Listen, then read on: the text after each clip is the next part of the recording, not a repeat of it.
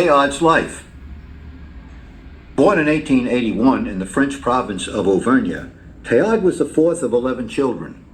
He writes of his father's serious interest in natural history and the long walks he took with his children to investigate the nearby countryside. Later in life, he wrote, "Auvergne molded me. It served me both as a museum of natural history and as a wildlife preserve. To Auvergne, I owe my delight in nature."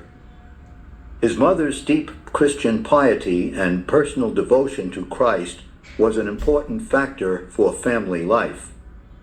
Teilhard refers more than once to the major influence in his life of his mother's faith. She had a special devotion to the humanity of Christ, symbolized by devotion to the heart of Jesus, which later became an important source in Teilhard's personal piety.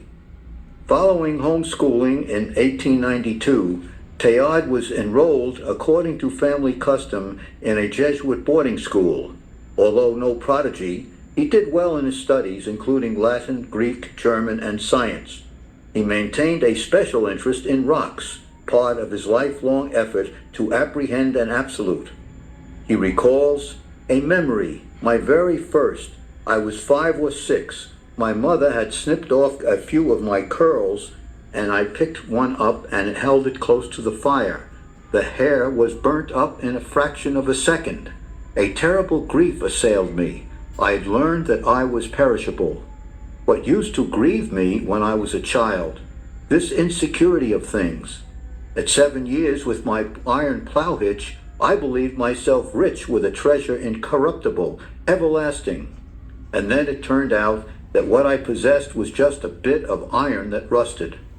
But the Auvergne gave me my most precious possession, a collection of pebbles and rocks."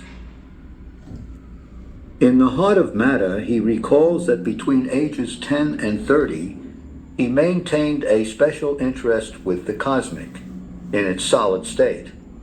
Already, however, in a semi-subordinate way, there was the newly emerged attraction toward vegetal and animal nature, and the deep below, one day, at the end of that period, an initiation into less tangible but the stimulating investigations of physics.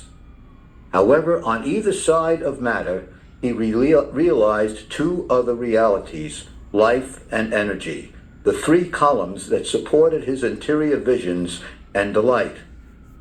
He entered the Jesuit order in 1899 and confided to his spiritual director that he decided to forego primary interest in natural history in order to dedicate himself to the spiritual life.